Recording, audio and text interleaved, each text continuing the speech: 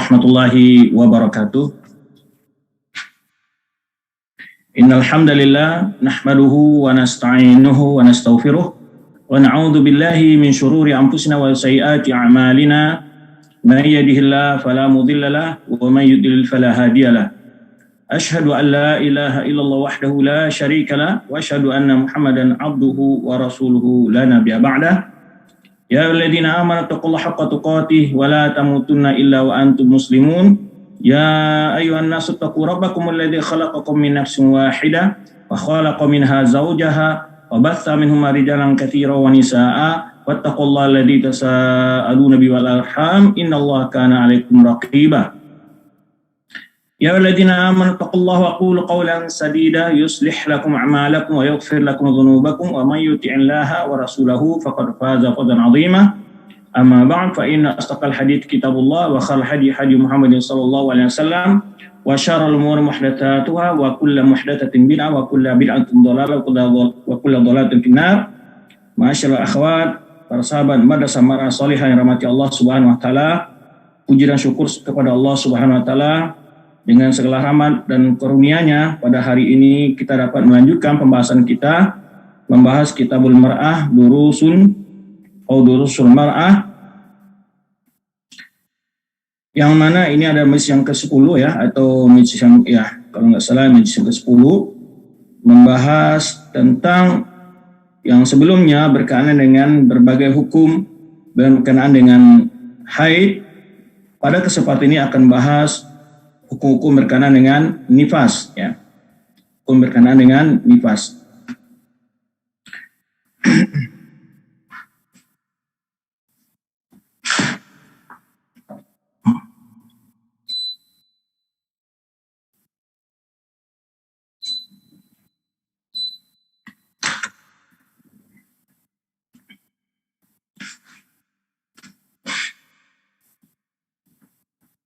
Baik. Telah kita jelaskan dalam beberapa majlis yang lalu di mana wanita itu memiliki ada hukum-hukum ahkamud dima, memiliki hukum darah yang keluar pada kewanitaannya ada berapa macam. Yang pertama ada darah haid, yang kedua adalah darah nifas, yang ketiga adalah darah istihadah ya. Kemudian hal yang berkaitan dengan haid telah kita sebutkan hukum-hukumnya sebelumnya dan pengertiannya. Pada kesempatan ini kita akan bahas hal yang berkaitan dengan darah nifas ya, darah nifas. Baik. Tak lupa pula di awal majlis ini kita memperbanyak ungkapan salawat salam buat Nabi kita Muhammad sallallahu alaihi wasallam. Semua kita senantiasa dibimbing Allah Subhanahu wa taala untuk ikhlas dalam mempelajari sunnah beliau, mengamalkannya serta mengajarkannya. Para akhwat madrasah atau sahabat madrasah Mar'ah Shalihah yang memuliakan Allah SWT, dimulai dulu dari pengertian apa itu nifas. Nifas adalah darah yang keluar ketika saat melahirkan, darah yang dialami oleh wanita ya, yang keluar daripada bagian kewanitanya pada saat melahirkan. An-nifas al-mu'tabar adalah huwa wiladatun ma tabayyanu fihi khalquhu ya li insanin. Baik, yaitu di sini jelaskan yaitu nifas itu yang dianggap nifas ya. Karena akan ada kondisi-kondisi yang disebut dengan keguguran umpamanya. Nah, apa batasan nanti keguguran jika dianggap sebagai dia terkena hukum nifas atau tidaknya? Yang disebutkan oleh para ulama adalah bila usia kandungannya kalau di sini sepanjang 81 hari atau 3 bulan lebih ya, ada sebagian menyebutkan 4 bulan, di mana bayi yang telah apabila saat keguguran telah berbentuk, ada sebagian dari anggota badannya yang telah terbentuk ya, atau sudah berbentuk bagian-bagian anggota tubuhnya, maka darah yang keluar saat keguguran tersebut darah nifas. Atau sampai berumur kandungannya 3 bulan dan sebagian menyebutkan 4 bulan sesuai dengan hadis disebutkan dalam Ibnu Mas'ud ya, yaitu ada hadis yang masyhur yujamu khalqu ahadikum fi batni ummi 40 yawman nutfatan summa yakun min dzalika mislu dzalika mudghatan summa yakun min dzalika alaqatan ya summa yarsul ilal malak ya fa yu'mar bi kalimatin fa yu'mar bi rizqi wa ajalihi wa amalihi wa syakirun aw sa'idun. Baik. Di mana kata maksud bahwa Rasulullah SAW bersabda, dikumpulkan penciptaan kalian dalam rahim itu selama yang pertama 40 hari menjadi segumpal nutfah, segumpal darah, kemudian alaqah, segumpal daging, kemudian mudghah itu berbentuk nutfah adalah darah, alaqah ada daging, kemudian alaqah ya berbentuk penciptaan manusia. Baik.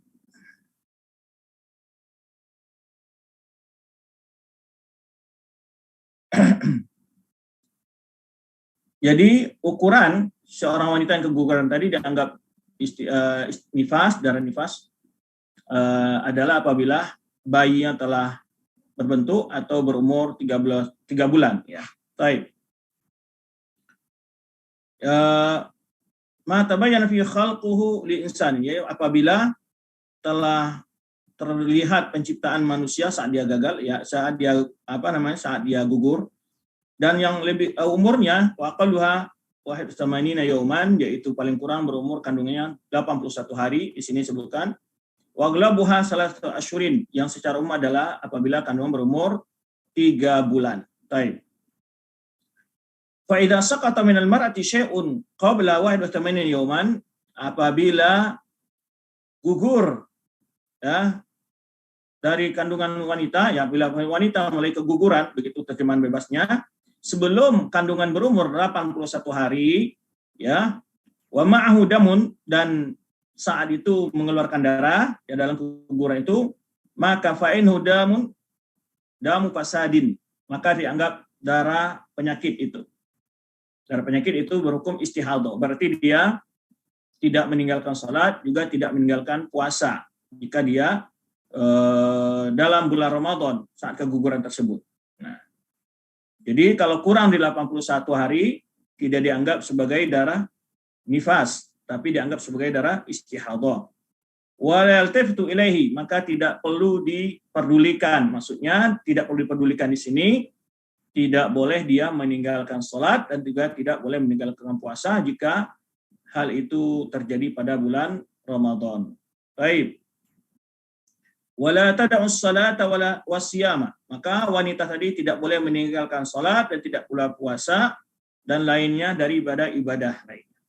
Jadi seperti dia dalam keadaan suci apabila dua hal tadi tidak terpenuhi saat dia keguguran ya. Ya, ada orang keguguran cuman masih segumpal darah saja ya, belum segumpal daging ya. Maka belum atau baru berumur 2 bulan ya, segumpal mani, segumpal darah, segumpal daging ya, maka dalam segumpal daging apabila sudah berbentuk tentunya tadi tidak berumur 3 bulan lebih atau 3 bulan atau di sini sebutkan berjumlah 81 hari, maka bila kurang tetapi sudah berbentuk berarti dia akan sudah darah nifas. Tapi bila kurang ya dan tidak berbentuk, maka itu tidak dianggap sebagai darah nifas ya, tidak dianggap sebagai darah nifas. Baik, fa'innahu, dan itu dianggap tadi darah penyakit dan tidak diperdulikan, dan juga wanita tadi tidak boleh meninggalkan sholat dan puasa. Baik, dan ibadah lainnya hukumnya sama seperti darah istihadah. Darah istihadah, dan juga nanti akan dibahas insyaallah dari istihadah ini, walaupun sebelumnya sudah pernah kita bahas dalam pembahasan ahkamun tanbihatun ala ahkamin takhtas bil mu'minat, sebenarnya sudah pernah kita jelaskan sebelumnya ya. Baik.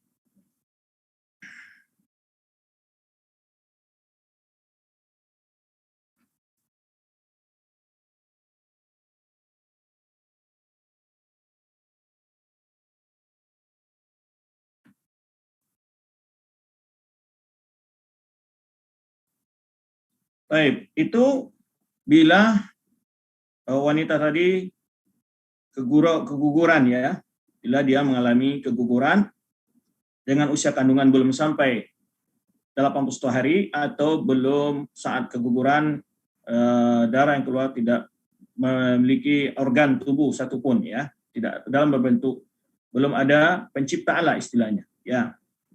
Hukum darah yang demikian saat keguguran dianggap darah istihadhah. Maka hukum istihadhah ya, dia wajib sholat dan juga berpuasa. Cuman ada ketentuan para ulama menjelaskan dia setiap saat mau sholat setelah masuk waktu dia berwudu, dan sebagian ada yang memberikan nafsasi boleh dia menjamak. Baik. Wa idza nazala ba'daha wa tabayyana fihi khilqatu insanin. Nah, apabila gugur kandungan itu terjadi setelah 81 hari dan saat keguguran itu sudah ada berbentuk manusia, ciptaan di bagian organ tubuhnya, maka itu dianggap nifas, darah nifas. Fa wa illam yatabayyana fihi khalqul insanin falaysa nifasun. Maka bila tidak berbentuk, ada ciptaan berbentuk ciptaan manusia, maka itu tidak dianggap nifas ya, dan hukumnya adalah seperti darah istihadhah. Itu tadi yang kita sebutkan penjelasannya tentang darah nifas. Baik. Para ahli medis bicara tentang hikmah dari darah nifas tersebut, dan juga di sini adanya kemudahan dan keringanan yang diberikan Allah kepada wanita yang saat melahirkan, yang masih dalam keadaan lemah ya. Allah Subhanahu wa taala memberikan dispensasi kepada mereka untuk tidak sholat ya, dan juga tidak berpuasa. Cuman hukumnya seperti haid. Maksudnya gimana Ustaz? Orang yang nifas tidak perlu mengqadha salat, tapi dia wajib mengqadha puasanya. Baik. Aituhal mar'ah, wahai para wanita, inna hukma damin nifas, sesungguhnya hukum darah nifas, mitlu hukmi damil haid, persis seperti hukum darah haid, fi ahkamihi, dalam segala hukum-hukumnya. Nah, apa yang dilarang waktu darah haid? Masih ingat nggak? Ya, kemarin kita bahas pada pekan yang lalu, di antaranya tidak boleh apa? Digauli oleh suaminya, ya. Kan suami istirahat dulu, ya, selama istrinya dalam keadaan nifas. Tidak boleh apa? Menyentuh Al-Quran, tidak boleh menetap dalam masjid, apalagi. Dan samping tadi sudah jelaskan tidak boleh berpuasa dan sholat. Ya. Nah, namun dia tetap boleh membaca zikir-zikir pagi sore, ya. Kemudian atau wirid-wiridnya boleh ya, dan boleh membaca Al-Quran, yang penting dia tidak menyentuhnya secara langsung. Baik. Fatamtani'u anis salati wassiyami wa yajibu 'ala nufasa qada'us shaumi wal alwajib. Di mana di antara hukumnya di sini disebutkan maka wanita yang nifas yaitu adalah dia tidak boleh salat dan tidak boleh berpuasa. Yang tadi juga hukum lain yang kita sebutkan, tidak boleh digauli oleh suaminya. Nah, dan waktu bicara tentang hukum haid kita sudah jelaskan, di saat wanita sedang haid, suami boleh beristimta, namanya dalam bahasa Arabnya, melakukan berbagai hal untuk bersenang-senang dengan istrinya, kecuali satu hal, yaitu menggauli pada bagian kewanitaannya. Baik. Kemudian, ya, dan diwajibkan atas orang wanita nifas itu membayar puasa yang ditinggalkan selama nifas. Ya, puasa yang puasa wajib tentunya, ya, puasa Ramadan. Dan dia tidak wajib membayar salat, ya, mengqadha salat. Nah, sering juga pertanyaan kadang-kadang bagaimana apakah seorang wanita ini nifas tadi kan dia tidak salat. Nah, tapi yang banyak pertanyaan itu adalah tidak puasa, bagaimana dia harus mengganti puasanya atau dia bayar fidyah? Dia mengganti, asalnya adalah mengganti puasanya, bukan bayar fidyah. Baik. Cuma yang ada dibedakan oleh para ulama adalah masalah meninggalkan puasa karena menyusui. Ada yang mengatakan wajib mengqadha, ada yang mengatakan boleh bayar fidyah. Baik. Kemudian dijelaskan itu yang di antara hukum dijelaskan di situ, ya. Idza taharat, tentu tadi sudah kita sebutkan juga hukumnya seperti hukum haid. Walaupun tidak dijelaskan di sini sang suami tidak boleh menggauli istrinya pada bagian kewanitanya, ya. Yang kedua, idza taharat aituhal mar'ah, apa? Idza taharti ya ayyatuhal mar'ah, apabila engkau telah suci dari nifasmu wahai wanita, fi fatari qabla mudi arba'in, apabila darahnya telah berhenti sebelum 40 hari. Karena memang para fuqaha ya menyebutkan, para ulama menyebutkan masa nifas yang maksimalnya adalah 40 hari. Namun bila darah nifasnya sudah berhenti selama 7 hari, 4 hari, 10 hari, maka dia setelah itu wajib mandi, ya, mandi besar bahasa kitanya, ya, seperti dia kata waktu mandi haid, dia bersih dari haid. Nah, setelah itu dia wajib jika di bulan Ramadan berpuasa dan melaksanakan sholat. Jadi tidak harus dicukup 40 hari, karena ada sebagian wanita yang kurang paham, malah dia tetap aja tidak sholat atau meninggalkan sholat selama 40 hari. Padahal sebetulnya darah nifasnya sudah berhenti. Nah, ini yang perlu diperhatikan kadang-kadang. Yang kita lihat di kampung-kampung banyak para ibu-ibu yang tidak paham, sehingga juga dia tidak mau digauli oleh suami selama 40 hari dan juga tidak sholat selama 40 hari, padahal walaupun darah nifasnya setelah berhenti sebelum 40 hari tersebut. Nah, ini tidak boleh, ya. Jika apabila darah nifas kalian, wahai para wanita, telah berhenti sebelum 40 hari, maka faktasili, mandilah, wasalli wasumi, dan salat dan puasalah jika pada bulan Ramadan. Wa yusbih hukmuki hukmat tahirat, maka engkau hukumnya seperti wanita-wanita yang bersih dari haid dan nifas, ya, tahirat, suci, ya, yang suci dari haid dan nifas. Sudah berarti selesai masa nifasnya berarti, ya, jangan minta bonus atau menambah, ya. Dan oleh sebab itu, ya, sebetulnya banyak sekali sebetulnya yang agama ini pada wanita itu amanahnya pada kejujuran wanita itu, ya. Kadang-kadang sebagian wanita, ya, haidnya sudah selesai, namun malas-malas tidak mau melaksanakan sholat, dia beralasan kadang-kadang kepada orang tuanya lagi sedang dapat men atau semacamnya. Ini nggak boleh, ya. Kejujuran di sini sangat diuji, dan inilah bagian disebutkan oleh para ulama sebagai amanah, ya, yang dipercayakan kepada manusia oleh Allah Subhanahu wa taala. Baik. Jadi itu di antara hukum dijelaskan di sini, apabila telah suci sebelum 40 hari maka dia wajib melaksanakan sholat, puasa, dan boleh melayani suaminya. Baik, yang ketiga, idza ada ilaiki damu fi arba'ina fa nifas. Namun kalau di sini penulis ini mengatakan jika masih dalam masa 40 hari itu, umpamanya 7 hari sudah berhenti darah, kemudian 5 hari setelah itu kembali lagi darah keluar, maka kalau dia ini mengatakan darah nifas, ya, tetapi kecuali bila bertepatan tentu dengan darah haidnya, ya, mana tahu itu adalah darah haid, ya, sudah datang haidnya seperti siklus biasanya. Baik, kalau menurut beliau di sini adalah dianggap darah nifas. Namun sebagian para ulama menganggap kalau dia sudah bersih dalam masa waktu yang cukup lama, 5 hari, 10 hari, umpamanya 10 hari nifas, bersih 10 hari, kemudian dia datang darah keluar, ya, itu dilihat nanti perbedaan antara darah nifas dan darah haid. Kalau darah haid kan sudah pernah dijelaskan tentang sifat-sifatnya, agak lebih kental dan agak lebih hangat ketika keluar umpamanya, atau merahnya lebih agak pekat gitu, ya, lebih kehitam-hitaman, ya, kemudian adanya bau dan seterusnya. Baik. Nah, kalau berbeda dengan haid, maka sebagian ulama mengatakan kalau masih dalam masa waktu 40 hari dianggap darah nifas. Baik. Maka ketika itu dia harus meninggalkan faturkis shalah wa shiyam. Maka jika berulang lagi datang darah nifasnya setelah berapa hari berhenti, maka dia ketika itu meninggalkan salat dan puasa. Kecuali tadi apa?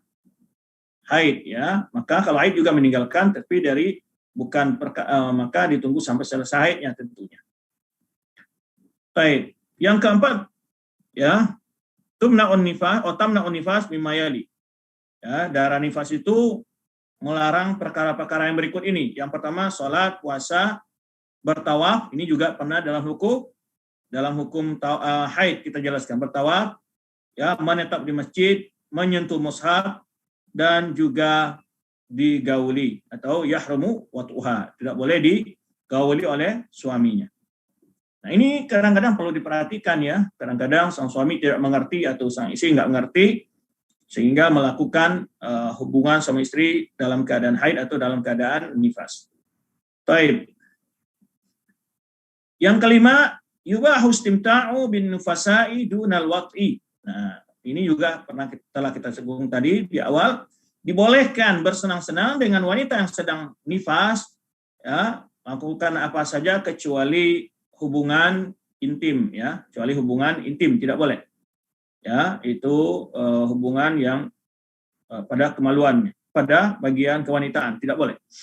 Dan selain dari itu boleh, ya, selain dari itu dibolehkan bagi wanita yang sedang nifas, dan juga sebelumnya sudah kita jelaskan bagi wanita yang sedang haid.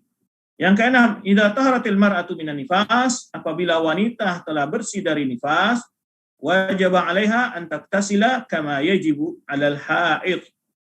Ya, wajib mandi sebenarnya diwajibkan atas wanita yang haid. Jadi kalau sudah selesai bersih dari nifasnya, dia wajib mandi sebagaimana diwajibkan pada wanita yang haid apabila setelah selesai haidnya. Yang ketujuh adalah aktsaru muddatin nifasa arba'una yauman. Ya, masa terpanjang, masa maksimal, masa dari nifas itu adalah wanita melalui nifas itu adalah 40 hari. 40 hari saja. Ya. Tapi tadi sudah dijelaskan bisa saja kurang. Ya, bisa saja kurang. Apabila lebih gimana? Kalau lebih gimana Ustaz? Kalau sudah lebih dianggap darah istihadah atau kecuali pas dia menepati jadwal haidnya. Maka dianggap darah haidnya. Kalau sudah habis setelah itu masa kebiasaan haidnya umpamanya 7 hari, maka setelah itu dianggap darah istihadah. Ya. Umpamanya dia sampai 40 hari ini. Darah masih keluar, kemudian juga kelihatan adalah mirip darah haid, ya, memang juga jadwalnya adalah jadwal haid sebelum dia sebelumnya, maka itu darah haid. Jika haidnya biasanya 7 hari, maka setelah 7 hari dia kalau masih keluar darah itu dianggap darah istihadah. Baik, begitu penjelasannya para ulama tentang hal ini. Nah, jadi masa terpanjang, masa maksimal wanita mengalami nifas itu 40 hari. Berdasarkan hadis Ummi Salamah, ia berkata, kanatin nufasa'u ala ahdi Rasulullah SAW taqudu ba'da nifasiha 40 yauman. Wanita-wanita yang nifas di masa Rasulullah SAW itu taqudu itu meninggalkan, ya, setelah meninggalkan sholat dan puasa, kami meletakkan, yaitu memasang di muka-muka kami, itu al-waras ini suatu pedak tepung atau apa ya, unta'ni minal kalaf. Hadis ini diriwayatkan oleh Abu Dawud. Untuk yaitu menunjukkan dari bahwa dia sedang dalam keadaan nifas, ya, dia memakai sesuatu pada wajahnya. Baik, itu masa terlama maksimal dari masa nifas. Yang kedelapan, fa in istamarra damu, jika darah masih keluar setelah ba'da arba'in, setelah 40 hari itu, fa damu fasadin, maka dianggap darah istihadah, darah penyakit. Kalau lebih dari 40 hari, illa idza wafaqa haidaha fa huwa haidun. Kecuali memang bertepatan pula selesai nifasnya itu dengan hari kedatangan haidnya yang biasanya, ya, maka itu dianggap darah haid. Ma'amaratil wiladah. Nah, persoalan sekarang juga ada ibu bertanya, 2 hari 3 hari sebelum melahirkan itu darah sudah mulai keluar, Ustaz. Pembukaan belum. Itu sudah dianggap darah istihadah. Itu dianggap darah istihadah kalau memang sudah ada tanda-tanda mau melahirkan. ya umur kandungannya juga sudah masuk, kemudian juga sudah mulai sakit-sakit. Dengan sakit itu ada sakit antara melahirkan atau mulainya lendir keluar ya dari sebelum melahirkan umpamanya. Nah, itu kemudian diiringi oleh darah. Wa qayyadahu ba'dhum bi yawmain aw thalatha qabla wilada. Ada sebagian yang menentukan yaitu bila 2 hari, 3 hari sebelum melahirkan sudah datang hal itu. Jadi kalau masih seminggu berarti tidak, ya kecuali 2 hari, 3 hari, seminggu ada bercak keluar umpamanya darah, maka ada belum, ya belum dianggap, kecuali dalam proses memang masa 3 hari sebelumnya atau 2 hari atau sehari sebelumnya. Jadi itu baru dianggap darah istihadah. Darah nifas, bukan itu, darah nifas. Jika yang mengiringi proses saat kan mau melahirkan, itu darah nifas. Baik. Ini pembahasan berikutnya. Ya, kita masuk bab berikutnya, yaitu bab al-maratu wasya'r wa nahwuhu, ya. Perkara masalah rambut pada wanita. Ada rambut ya pada kepala, ada rambut pada keteknya, ada rambut pada bagian kewanitaan dan seterusnya. Bagaimana hukumnya? Nah, ini yang dibahas adalah sunanul fitrah. Ini juga sudah pernah kita bahas, di mana agama kita sangat memperhatikan berbagai perkara ya, di mana keindahan, kecantikan itu, kebersihan sangat diperhatikan dalam Islam, ya, sehingga adanya momen-momen ya dianjurkan kepada wanita untuk melakukan kebersihan dirinya.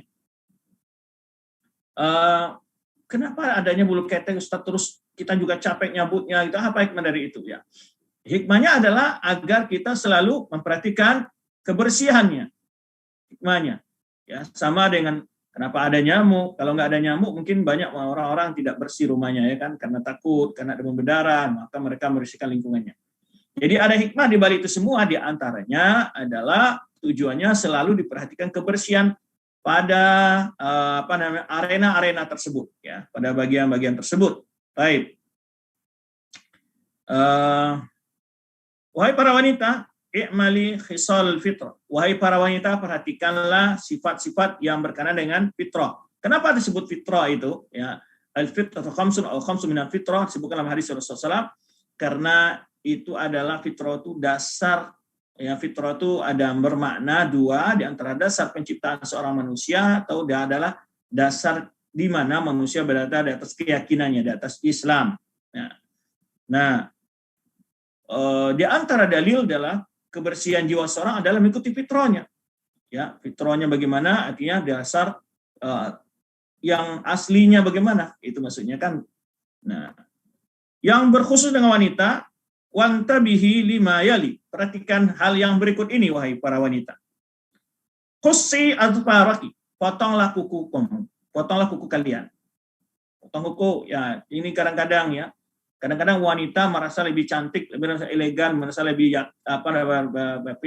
misalnya, merasa lebih percaya diri ya dengan memakai dengan memanjangkan kuku. Dengan memanjangkan kuku. Baik. Maka di sini diperintahkan, wahai para wanita, ya, potong kuku wa ta'ahadiha. Hendaklah selalu diperhatikan. Ya, sekali seminggu dilihat kukunya udah panjang belum, ya dipotong. Nah, ini kadang-kadang ini banyak dari wanita-wanita muslimah ya yang terpengaruh dengan budaya-budaya akhlak, tingkah laku ya, kaum muslimin yang tidak mengerti ajaran Islam atau budaya-budaya datang dari luar gitu ya. Melihat ya para selebriti umpamanya memiliki gaya-gaya demikian, kita ikut mencontoh, padahal itu sebuah kebaikan dalam agama kita, bukan kebaikan dalam menjaga kebersihan diri kita. Nah, pertama potong kuku ya, bersihkan kukunya ya, dipotong bukan untuk dibiarkan panjang sehingga mirip seperti kucing ya, atau dari binatang yang berkuku panjang ya. Tidaklah sebuah keindahan terlihat pada wanita hal seperti itu ya.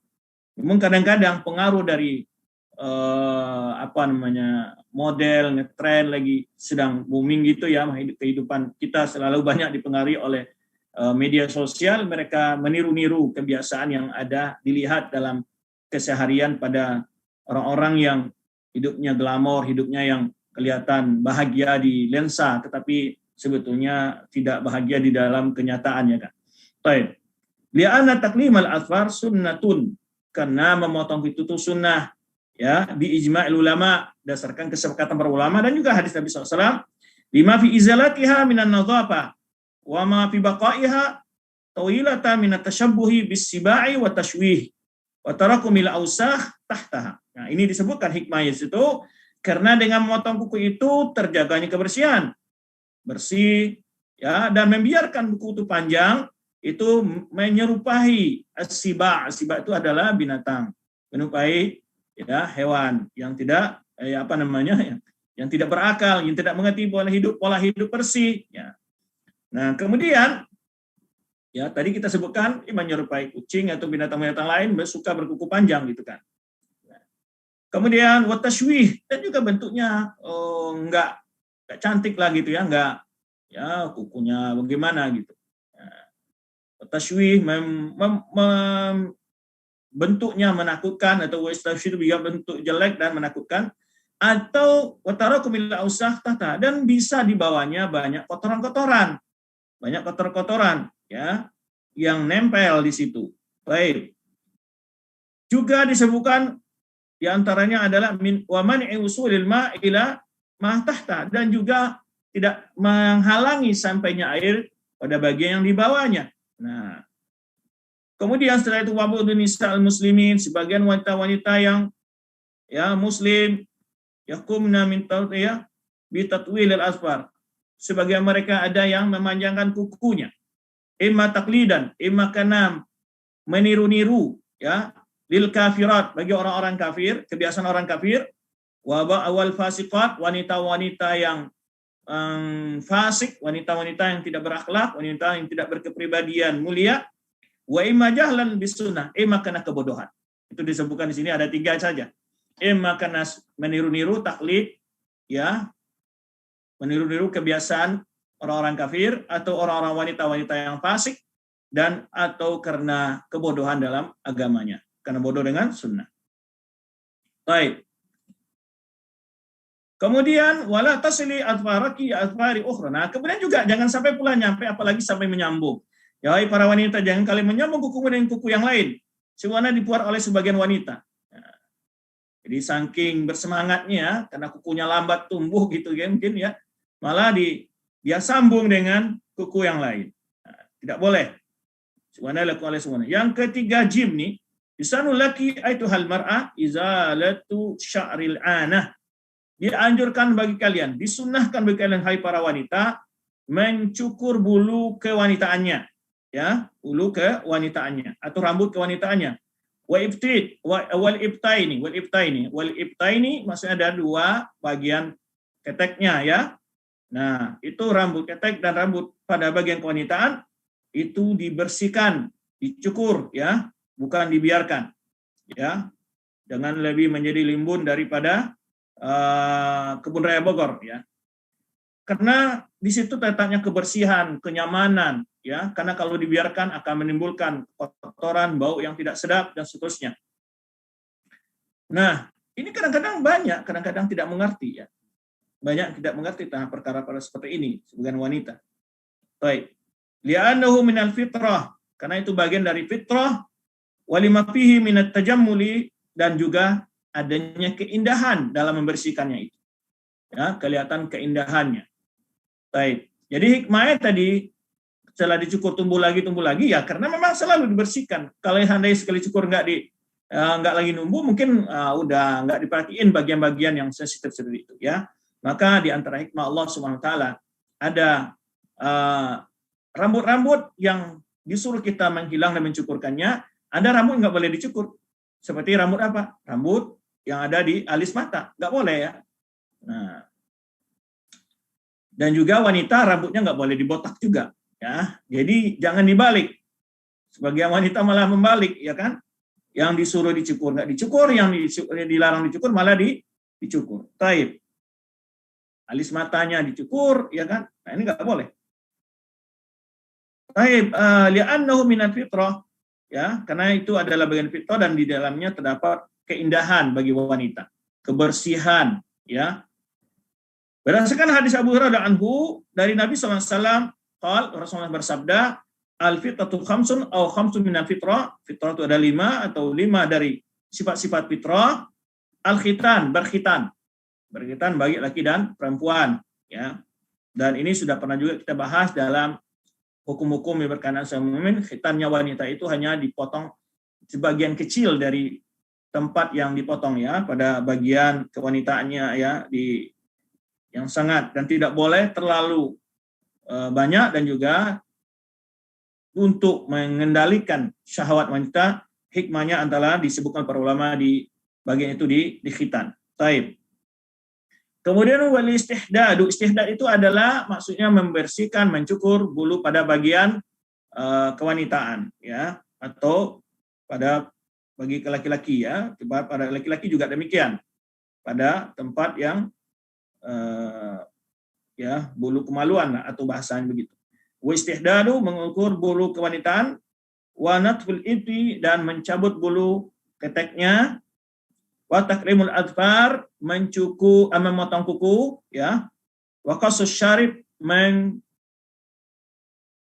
memotong kumis, ya. Jadi jenggot tidak ada disebutkan ini, kumis bagi laki-laki. Karena pelajaran kita berkenaan dengan, karena yang kita bahas bersama majlis wanita, maka para muslimah, maka tidak dijelaskan soal hukum jenggot di sini, ya.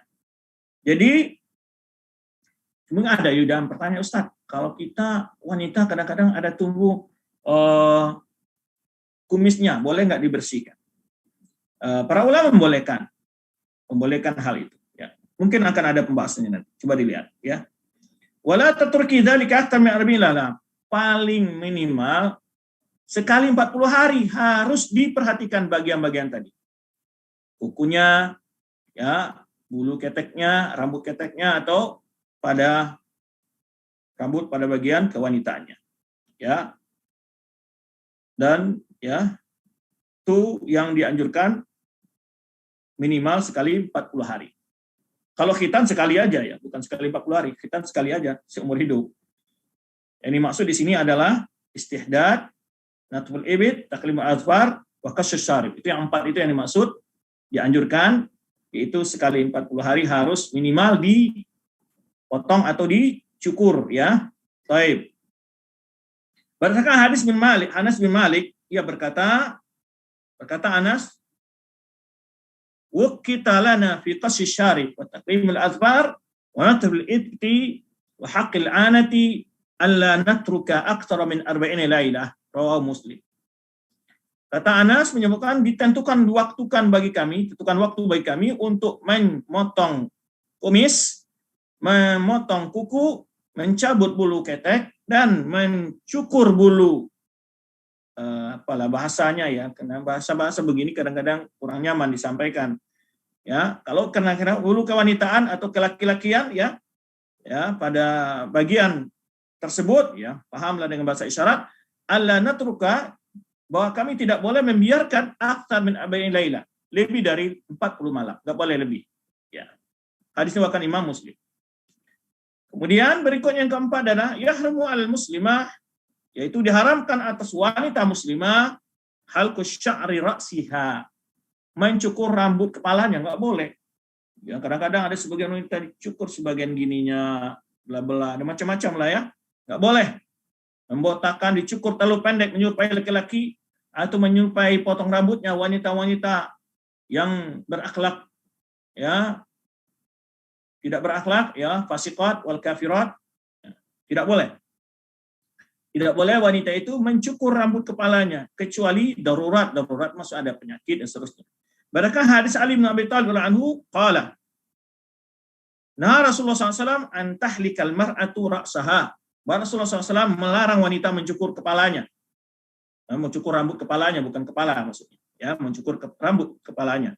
Hadis riwayat Imam Tirmizi, ya, tapi hadis ini didhaifkan oleh sebagian ulama. Berkata Imam Tirmizi, dan diriwayatkan hadis ini dari Hammad ibn Salamah, dari Qatadah, dari Aisyah, bahwa Nabi SAW melarang wanita untuk mencukur rambut kepalanya. Wal amalu, kata Imam Tirmizi, ya inilah yang diamalkan ala hadza inda ilmi. Inilah dijelaskan, yang dipakai, yang diperintahkan atau yang diamalkan oleh para ulama. Ya, la yarawna 'alal mar'ati, di mana para ulama berpendapat tidak boleh wanita itu ya mencukur rambut kepalanya. Wa yarawna 'alaiha taksir. Jadi kalau wanita itu boleh taksir ketika umrah dan haji. Taksir itu adalah mengambil pada bagian ujung rambutnya dipotong begitu. Seummula atau seuras jari gitu. Nah, itu hanya dibolehkan ya. Qadr ummula fil haji umrah. Itu dibolehkan taksir saat haji atau umrah ya, seuras jari di bagian ujung rambut. Taksir dimaksud oleh wanita dalam saat tahallul umrah atau haji. Berikutnya yang kelima, amma qasus sya'ri ra'sil mar'ah. Nah, sekarang perkara lagi, Ustaz, gimana hukumnya kita mencukur rambut? Juga mencukur ya, tadi dilarang mencukur rambut, sekarang dilarang memendekkan. Gimana hukumnya, Ustaz? Nah, jika menyerupai wanita potong rambut itu untuk menyerupai orang-orang kafir, fa innahu yahramu qassuhu lidzalik, haram hukumnya. Jika itu model-model yang dilihat pada wanita atau orang kafir, maka hukumnya haram. Ya. Kadzalika wa in qasathu tashabbuhan birrajul, atau dia potong memirip pendek sekali, kalau di belakang kelihatan dia dikira ada laki-laki, itu tidak boleh. Ya, motong pendeknya seperti mirip potongan laki-laki, dan ini juga diharamkan karena sudah jelas hadisnya ya. Ra'anallahu al-mutarajjilat minan nisa wal mukhannitsat minar rijal, ya. Allah melaknat laki-laki menyerupai wanita, dan juga mutarajjilat minan nisa, laki-laki yang wanita yang menyerupai laki-laki, ya, dan juga laki-laki yang menyerupai wanita. Ya. Yang terakhir hadis menjelaskan demikian. Jadi tidak boleh memendekkan rambutnya mirip dengan potong orang-orang yang non muslim atau mirip dengan potongan laki-laki, ya. Fa'in qasad zina, jika tujuannya untuk mempercantik diri, yang tadi tidak, dan tidak selama tidak menyerupai potong rambutnya orang-orang non muslim dan potong rambut laki-laki, fa'in la ba'sa bi, itu tidak boleh, itu tidak masalah, tidak dilarang, boleh ya, boleh. Jadi boleh memendekkan rambut ya, yang penting tidak sampai mirip dengan potongan dipendekkan seperti laki-laki atau mirip dengan potongan rambutnya para wanita-wanita non muslimah. Baik. Kemudian wa idza mana az-zauj zaujatahu min qas sya'ri ra'siha. Tapi kalau suaminya ngelarang, nggak boleh dipotong, maka wajib atas istrinya mentaati suaminya dalam hal itu. Ya, wajib atas istri mentaati suami dalam hal itu bila suaminya tidak suka ya istrinya memotong rambutnya. Baik. Berikutnya, keenam, dibolehkan bagi wanita untuk menghilangkan rambut yang ada di wajahnya atau di badannya dengan dicabut atau dengan bimuzil atau dengan alat-alat yang bisa menghilangkan bulu-bulu ya. Kadang-kadang terlalu ramai bulunya gitu ya, rambutnya di tangan atau di mukanya ya, atau sampai-sampai ada juga mirip-mirip berkumis ya. Itu boleh dihilangkan.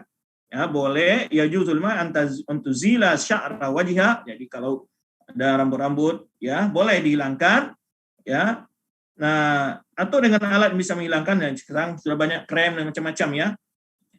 Ma ada sya'ra ra's wal hajibain, tapi enggak boleh kalau rambut kepala dan alis mata enggak boleh dihilangkan, dicukur enggak boleh. Fa innahu la yuzu akhdhuhuma, itu tidak boleh. Ya, dihilangkan, dicukur itu tidak boleh ya. Kadang-kadang ada yang lucunya sudah dicukur terus dikasih apa namanya itu stabilo ya, atau apa, bukan stabilo, apa nggak kayak juga namanya ya. Dikasih, ini kan lucu aja gitu kan, setelah dicukur terus mau dicoret lagi setelah itu, nggak boleh ya. Ini hukum ini sudah pernah juga kita bahas dalam kitab yang pertama kita bahas dalam kajian kita pada Madrasah Solihah ini. Jadi baik, berikutnya ya, itu yang rambut-rambut yang boleh dihilangkan, rambut-rambut yang tidak biasa, yaitu tadi, atau yang ada memang disunnahkan, tadi bagiannya sudah dijelaskan, Nah, jadi kalau ada rambut tidak pada posisi yang benar ya, atau di wajah atau di selain daripada rambut kepala dan alis mata, itu nggak boleh dipotong. Baik. Kemudian berikutnya ya, yang ketujuh ya. La yajuzu lil mar'ati an tajma'a sya'raha fi a'la ra'siha li hadis. Nah, ini yang pernah kita bahas juga. Tidak boleh wanita itu punduknya ke atas begini. Ya. Tidak boleh sanggulnya di atas begini. Baik. Tidak boleh dikumpulkan rambutnya pada a'la ra'siha, dia bagian atas kepalanya lalu diikat umpamanya, lalu disanggul umpamanya. Ya. Nah, atau dikepang di bagian atasnya begini, nonjol kayak punduk onta, ini nggak boleh. Sabda Rasulullah SAW, ada dua sifat dari ahli neraka, sinfani, dua golongan dari ahli neraka, lam arahuma, yang belum aku lihat. Yang pertama adalah qaumun mana'ahum siyatun, yaitu ada kaum orang yang membawa atau pelcambuk seperti ekor sapi yang mereka memukul dengan yang manusia. Yang kedua adalah nisaun kasiyat. Jenis ahli neraka yang pertama ya, adalah orang yang suka membawa cambuk, kemudian memukul manusia dengan cambuk tersebut. Itu adalah sifat kezaliman yang ada pada dirinya. Qaumun ma'hum siyatun, kaum yang membawa cambuk ya seperti ekor sapi ya, yang dia gunanya untuk memukul orang lain dengan itu. Yang kedua sifat ahli neraka ada wanita yang berpakaian tapi telanjang, kasiyatun ariyat. Nah, ini sudah kita bahas. Kasiyat ariyat ini ada dua bentuk jenisnya, imma terlalu ketat ya sehingga menonjolkan bagian atau dari jarak segini dan sini, kata Rasulullah SAW. Jadi kalau dikepang lurus ke bawah boleh, atau disanggul di bawah bagian belakang tidak masalah. Ya. Yang penting tidak aneh-aneh lah, yang di atas, yang di sini ya, yang atau apalagi di depan gitu. Tapi yang benar adalah yang belakang tuh, atau di depan dengan dikepang dan terusnya. Baik, yang berikutnya adalah yahrum al-mar'ati, diharamkan wanita itu menyambung rambutnya dengan rambut yang lain. Boleh. Ya, tidak boleh ada yang disebut dengan barka itu apa ya? Banyak lupa saya nih kalau kata bahasa Indonesia, masalah hal yang berkenaan dengan wanita. Sanggul ya, sanggul buatan tambahan gitu ya, atau wigs ya yang biasa dipakai oleh sebagian orang. Tidak boleh. Itu tidak boleh dipakai oleh wanita muslimah ya, berdasarkan. Jadi maka kalau seandainya ada yang coba mengumpulkan ya, itu apa namanya, fikih kecantikan pokoknya. Nah, ini hal-hal yang dilarang. Ya, mempercantik diri yang seperti ini, menyambung rambut ya, atau memakai wig dan sebagainya, sanggul buatan lainnya supaya kelihatan rambutnya banyak semacamnya. Kadang-kadang sebagian ibu-ibu atau wanita melakukan hal demikian. Nah, ini berdasarkan hadis Abu Hurairah anhu dari Nabi SAW, la'anallahu wasilah wal mustausilah. Allah melaknat wanita yang ya menyambung rambutnya atau meminta disambungkan rambutnya. Ya, yang melakukan untuk orang lain, atau dia yang melakukan untuk dirinya sendiri, atau dia melakukan untuk dirinya, atau dia meminta kepada orang lain, atau yang orang lain yang menyambungkan rambutnya. Jadi kedua-duanya, umpamanya pergi ke salon, nah orang yang melakukan, si tukang salon juga kena dosa. Ya, al-wasimah wal mustausilah. Wal wasimah wal mustausilah, tato atau orang yang minta dibuatkan tato. Ya, orang buat tato sendiri atau minta dibuatkan tato, dia kena. Ya, yang membuat juga kena, yang minta dibuatkan juga kena dosa. Hadis ini diriwayatkan oleh Imam Bukhari. Ya. Wa min wasla al-barukah. Barukah itu adalah sanggul buatan oleh mak-mak dahulu ya. Zaman dulu banyak sekali memakai demi untuk kelihatan besar gede ya. Warumus sinaiyah, rumus ini adalah itu dimaksud dengan wigs ya, yang pakai oleh sebagian orang untuk merubah-rubah warna rambutnya atau penampilannya. Baik, berikutnya adalah diharamkan bagi wanita an-namas. Namas itu mencabut bulu alis, ya tidak boleh. Itu menghilangkan bulu rambut yang ada di alisnya, ya dengan cara apapun saja, dipotongkah, dicabutkah, ya. Digunting atau bagaimanapun tidak boleh. Berdasarkan hadis Ibnu Abbas radhiyallahu anhu, la'ana Rasulullah al-washimat wal mutafallijat wal mutanammisat al-mughayyar khalq Allah. Ya. Rasulullah melaknat al-washimat, wanita tadi yang bertato, Mutafalijat, wanita yang giginya supaya kelihatan usianya masih muda, itu istilahnya dikikis ya, jarang-jarangin supaya kelihatan. Wal mutanamisat itu adalah wanita yang mencabut alisnya biar lebih kelihatan halus atau bagaimana ya, lebih melentik atau bagaimana ya. Orang wanita-wanita yang merubah ciptaan Allah. Ya. Hadis riwayat Imam Nasai dan disahihkan oleh Nasruddin Albani dalam Sahih Nasai. Jadi diharamkan wa yahrum ala alaiha ta'atu zawj fi dzalika, dan juga diharamkan mentaati suaminya yang menganjurkan atau menyuruh melakukan hal itu. Jadi, kalau ada suami minta istrinya agar lebih cantik, lebih bagaimana untuk mencabut bulu matanya, alis matanya dengan macam-macam, ya, nah, itu tidak boleh ditaati suami seperti itu. Dan diharamkan bagi wanita mencat rambutnya dengan warna hitam, berdasarkan hadis Jabir.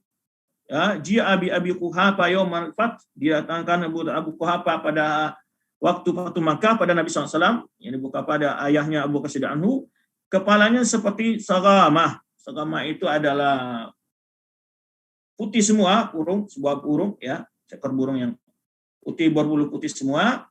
Faqala Rasulullah SAW, idhabu bihi, bawalah dia ini kepada ila ba'di nisahi, kepada istrinya, sebagian istrinya, faltughayyirhu, maka dirubah warna yang putih itu, wajannibuhu sawat, tapi nggak boleh warna hitam. Jadi boleh mencat rambut, ya.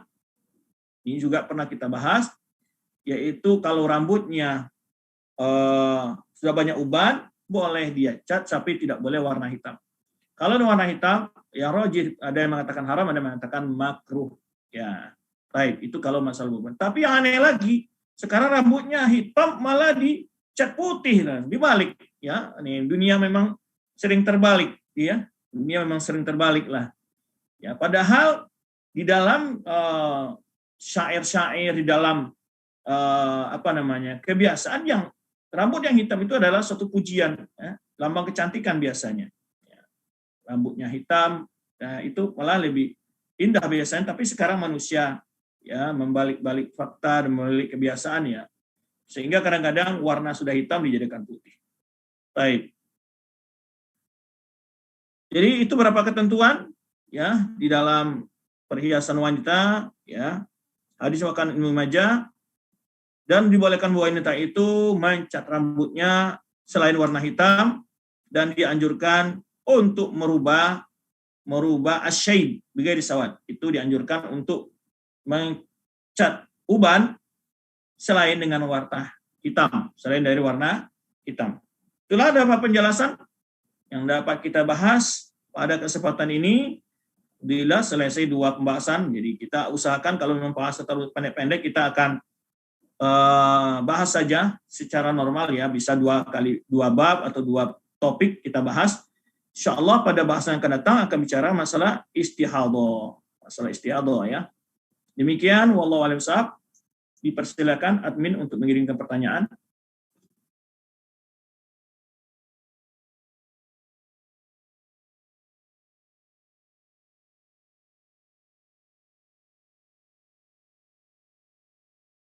Baik, sudah masuk beberapa pertanyaan di sini. Jika dokter memvonis mandul seorang wanita saat umur 18 tahun karena saya mengalami istihadah 6 bulan dan ada kelainan hormon.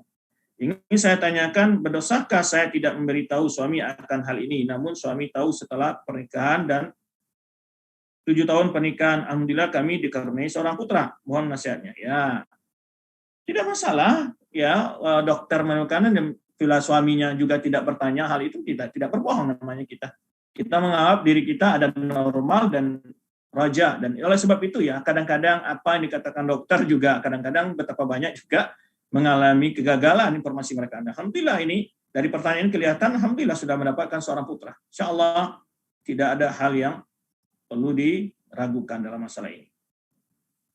Baik, berikutnya, bagaimana cara agar orang tua selaras dan harmonis dalam mendidik anak agar tidak banyak perbedaan antara orang tua? Karena papinya terkadang memanjakan putra tunggalnya, mengingat beliau menimang putra tunggalnya di usia 42 tahun. Mohon nasihatnya Ustaz. Tentu hal ini berlebih-lebihan juga nggak boleh. Ya, masa sudah umur 42 tahun masih diperlakukan sebagai anak-anak yang masih usia-usia belum balik, nggak boleh juga. Ya, tentu kadang-kadang terasa kebahagiaan mungkin ada ya, tetapi tentu saling memahami orang tua, saling memberikan masukan nasihat yang baik saja. Ya. Saya memiliki jarak usia yang jauh dengan suami kira-kira di atas 10 tahun, namun saya merasa terkadang suami memperlakukan saya seperti anak kecil. Bagaimana menyikapi hal ini, Ustadz? Ya, tentu semuanya dengan hadapi dengan rasa kegembiraan saja, nggak perlu hal itu menjadi sesuatu yang menjadi pikiran lah. Ya, kalau memang suami memanjakan itu akan lebih biasanya wanita sifatnya malah suka dimanja begitu. Tapi ya tentu kita saling memahami dalam kondisi seperti itu, baik seorang istri memahami sang suami bagaimana dia menyayangi istrinya, ya tidak perlu saling menyalahkan sikap-sikap yang memang kebiasaan itu akan berbeda-beda ya, tapi namun perlu aja saling pengertian dalam kondisi seperti ini, tidak perlu menjadi hal yang dipersoalkan. Jika mandi wajib di sore hari dan akan mau melaksanakan sholat asar, apakah harus berwudu lagi Ustadz atau cukup wudu hanya saat mandi wajib tadi? Kalau sudah mandi wajib, dia sudah cukup berwudu, sudah berwudu dia, apalagi ya. Namun para ulama ada perselisihan selama dia tidak menyentuh kemaluannya, karena ada khilaf para ulama menyentuh kemaluan membatalkan wudu enggak ya. Wallahu a'lam, yang roji adalah menyentuh kemaluan ya. Kalau ana lebih pendapat membatalkan wudu. Kalau dia menyentuh kemaluan saat mandi setelah berwudu tadi, dia harus berwudu kembali. Demi untuk lebih kehati-hatian saja ya. Apakah setelah mandi wajib kita tidak perlu berwudu lagi jika ingin sholat? Karena pada saat mandi di awal kita telah berwudu. Ini sama pertanyaannya. Semoga ini seputar kemarin dulu di pondok ana diajarkan oleh Ustaz. Setiap kali dirasa haidnya selesai, kita harus menunggu selama 12 jam. Setelah 12 jam, jika benar-benar haid sudah selesai, barulah kita mandi wajib. Dan jika pada 12 jam itu ada waktu salat, misalnya saya menunggu dari jam 5 pagi sampai jam 5 sore, maka di waktu itu saya mengqadha subuh, zuhur, serta kemudian salat asar. Ini nggak benar. Apa yang dijelaskan oleh gurunya ini nggak benar. Menunggu 12 jam nggak ada. Ya, tidak benar demikian. Jika memang haidnya sudah berhenti, mandi. Ya, apalagi dia bersama wanita kan tahu sifat-sifat haidnya sudah berhenti itu belum.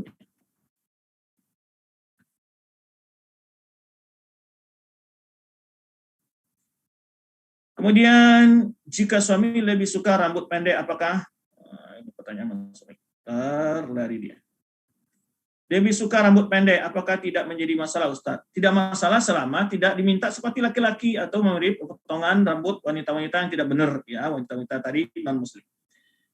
Jadi boleh jika suami minta demikian. Batasan seperti apa memendekkan rambut seperti laki-laki? Saya pernah mendengar jika di bawah telinga dan di atas bahu menyerupai laki-laki. Ya pokoknya rambut laki-laki mana potongannya gitu kan. Kalau sampai ya tentu tidak terlalu pendek lah. Biasanya yang normal itu adalah sebahu ya. Kalau sampai seperti mirip laki-laki itu tidak boleh ya.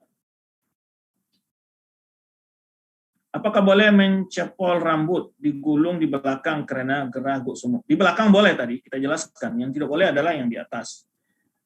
Kemudian anak biasanya kalau mendekati waktu melahirkan suka dipotong rambutnya juga sangat pendek hingga nggak perlu diikat karena suka rontok apa boleh. Ya ini hal-hal yang membolehkan selama motongnya tadi tidak sampai sependek seperti laki-laki ya. Atau mirip dengan potongan rambutnya wanita-wanita yang non muslimah. Tidak bolehnya rambut wanita membuat sanggul itu apabila pakai kerudung atau di rumah juga tidak boleh. Ya kalau di atas nggak boleh. Yang di atas nggak boleh, sanggul di belakang boleh ya. Ditanya Ustaz, kalau ada rambut rontok terus terlihat oleh non mahram, apakah berdosa? Enggak. Ya. Tidak. Apakah larangan mengumpulkan rambut di bagian atas kepala itu berlaku di semua kondisi, sedang di rumah, mandi atau beres? Hanya saat memakai jilbab. Taib, larangan memakai ini secara umum sebenarnya. Ya, itu maka kecuali ada saat mandi saja dalam alasan sementara ya, bukan sebagai. Kalau tadi kan tujuannya termasuk adalah hal yang dibiasakan untuk merupakan sebuah model kecantikan ya. Kalau hanya saat mandi digulung di atas biar lebih aman, sementara boleh. Ya. yang bukan untuk tujuannya berhias ya sebagai model. Bagaimana masih yang kuncirnya masih menonjol saat menggunakan jilbab? Oh, itu enggak masalah, maksud di belakang sih enggak masalah. Yang dimaksud tadi apa? Seperti pondok unta yang di atas yang melenggok-lenggok.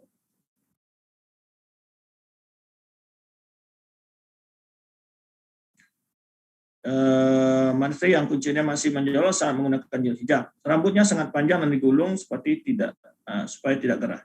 Sehingga terlihat pundak unta. Terus kalau wanita potong rambut di salon terus rambut kita dijadikan wig, nah itu kita kena dosanya enggak ya? Ya kalau tahu akan dijadikan ya enggak. Tapi kalau kita hanya orang tersebut mengambil rambut kita sendiri, kita tanpa izin kita kan tidak masalah.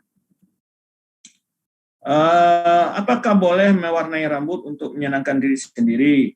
Bolehkah warna yang dengan pewarna yang tidak ada label halal kemasannya? Ya tentu lebih memastikan yang digunakan itu tidak menghambat air nyampai ke dalam rambut ya. Kalau hal-hal itu dalam hal yang nyampainya air itu tidak boleh.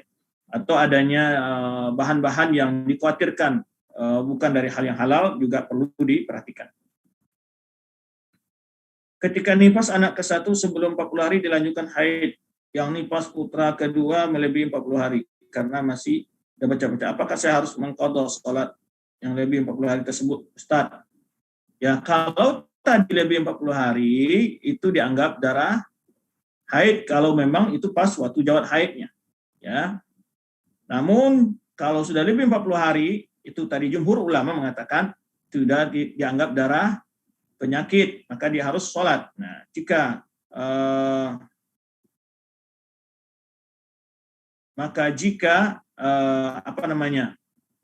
dia sudah bersih lebih 40 hari, tadi yang dianggap oleh para ulama jumhur adalah dianggap darah penyakit, berarti dia harus membayar sholatnya yang ketinggalan tersebut. Wallahu a'lam bissawab. Demikian berapa pertanyaan yang masuk yang dapat kita jawab. Wallahu a'lam bissawab. Mohon maaf atas salah Quran dan penyampaian hari ini. Terima kasih atas kehadirannya.